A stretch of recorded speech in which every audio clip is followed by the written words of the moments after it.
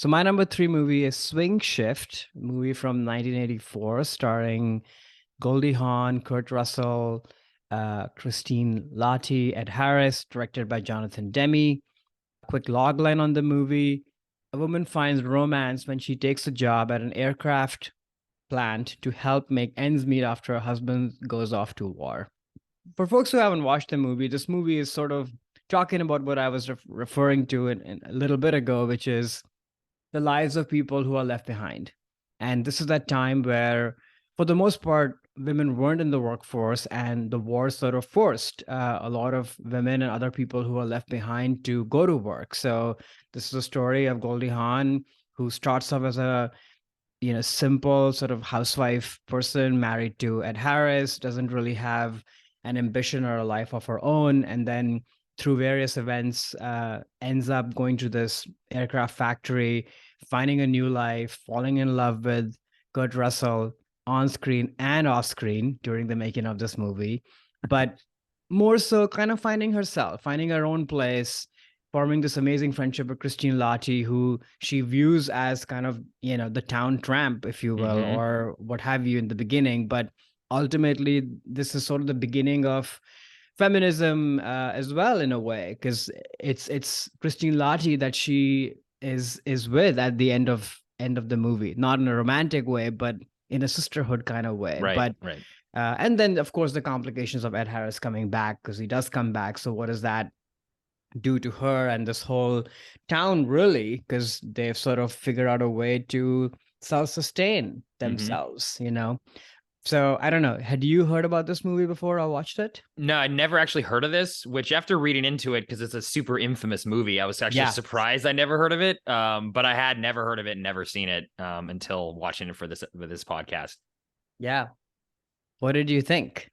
Again, I did not track down the original version of the film. It's someday I will, just out of a curiosity, but I definitely thought it wasn't great. Kind of very boring. And not very engaging. Other than, like, Christine Lahti was fantastic, which is a lot. Hmm. Just to fill in some listeners on what I'm referring to, there was a lot of drama behind the scenes with Jonathan Demme and Goldie Hawn, who Right. produced the picture. She was jealous that Christine Lahti's character was more liked by test audiences, and the studio came in and supposedly totally butchered the film. Yeah. Which again, I never heard of any of this, but it's apparently one of the more famous studio interference pictures. So it was interesting sort of seeing that, because definitely Christine Lahti was like, you know, blowing off the screen, like her her charisma and her Oscar energy. nominated. Yeah, no, I can see why Goldie was so jealous, because that's, I care more about her character and I'm more interested about that than I am about the whole love triangle thing, which is what the studio was forcing more onto the movie. But it was, I think, to your point about the home front, it definitely does make you think on that. Yeah, for the soldiers, obviously, you can never go home again, right? They're changed. That is an experience that totally changes them. But the same thing for the people left behind. Hmm. They can't go back to their old lives. She can't just, Ed Harris, return and then all of a sudden, now, great, we're back to how things Right. were before the war. War disrupts every single person involved, that not only directly, but the family members and all the people Hmm. left behind and the people working to support the war on the home front, which is definitely, I think, right, the message that you were saying earlier in the movie, earlier in the episode. I think this movie definitely shows that. Yeah.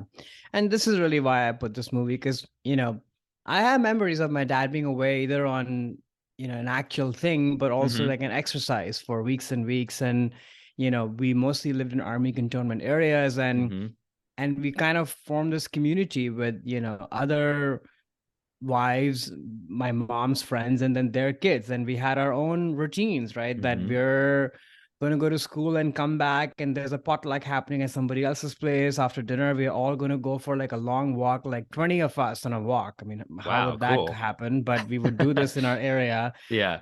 Movie nights, VHSs, all the moms kind of getting together and doing some sort of army welfare Mm-hmm. stuff with other women whose husbands had been sort of injured or affected more severely through all this stuff. So you've kind of formed a community, Mm-hmm. and maybe even a sense of purpose. Mm-hmm. And I always remember, because in addition to that, it was always hard saying goodbye to my dad when he left, but then when he came back, it was also like oh, okay, things are now different because Mm, we missed him, but we've also found our own kind of rhythm of sorts.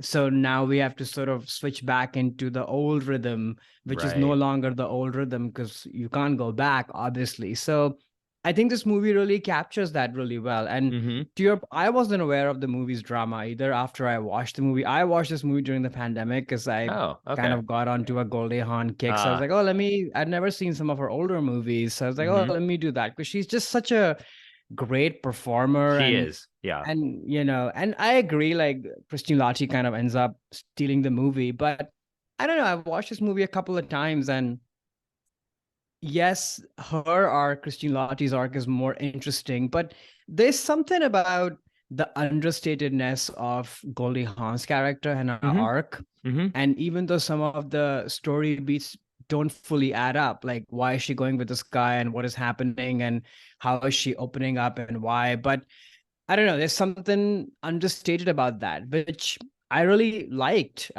It doesn't have to be big acting. I mean, Christine Lottie, not that she's hamming, but that's sort of Right. big acting. It's very obvious, right? But I think what Goldie and Kurt Russell are doing, their chemistry is incredible. And Hmm. then the world building, like we always talk about on this podcast, is amazing. I mean, it's Jonathan Demme. So, Yeah, exactly. from the camera work to the production design, like you are really transported. So I didn't find this movie boring at all. I found it very engaging, maybe because I have a personal connection Hmm. with it.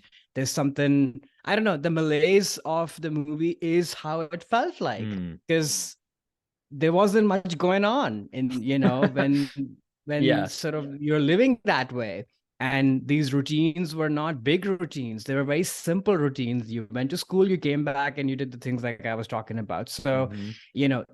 I'm guessing it's the byproduct of the trouble nature of the production, but it ends up capturing a truth in a weird way, at least for me. Yeah, I don't think Goldie Hawn does a bad job at all, and I No, think I don't obviously I wasn't on the set and don't know exactly, all the issues that they were having, and I have not again seen. Have you seen the Demi version of this that's floating around online? oh no, Okay. Yeah, I haven't either yet, but at some day I do want to check it out because yeah, you can watch his basically working print of what this movie was, and it's apparently a much interesting, stronger film because it's not. I think the studio and Goldie were trying to focus more on the love triangle aspect of it, and Demi was trying to tell a wider picture. And a lot of the right? characters, like Holly Hunter's character, who's barely in the movie, has like whole Barely, backstories, and they deal a lot more with what I was actually more interested in, which is the life of all these women that are now yeah, in the factory and what that was like. And instead of this very melodramatic love triangle, which could be in sort of any movie, it wasn't necessarily have to be yeah, a movie about the home front of World War II. I was more interested in the home front of World War II piece, which yeah, I think for you resonated. It sounds like stronger because you yeah. lived a lot of the similar experiences of Exactly. There's that. enough there that I can pick Right. from it. But Exactly. yeah, I Yeah. agree. I mean, I'm sure the other version, the unbattered version, is a richer movie. But yeah, this is not a masterpiece by any means, but I also kind of liked it. Yeah, It's sweet. is yeah, nothing, And nothing, nothing wrong with that. yeah. And I'm glad I now heard about it because again, it is sort of with the trouble production piece. At some point, I'm always curious to look at different cuts of movies, Yeah. and just as a curiosity of like, oh, what sort of happened here? What were the creative decisions that were made? Who was making them? Just because I'm interested in Yeah. that kind of development process of the film. So now I have another work print to track down to try to check out and see Yeah. like what the other version of the film was. Me too. I didn't know there was one, so I want to check it out too. Yeah, because there is like a very rich movie in there. Mm-hmm. I could even tell without knowing anything about the history of this movie. So now I want to see that as well. Yeah, we'll have to do maybe another episode on comparing different cuts of, of movies or something, because now this is on my top of my list of curiosity factors to check out. Yeah, yeah. Hey there, it's Alex. If you like the review and discussion Karan and I just had, make sure you subscribe to our channel, Movies That Shaped Us, to get full episodes. Every other Wednesday, Karan and I cover a topic around important people, places, events, and moments in our lives, and then explore it through 3 of our favorite movies. Subscribe right now, or follow our podcast on Spotify or Apple Podcasts via the link in the description below. Hope you join us for the journey.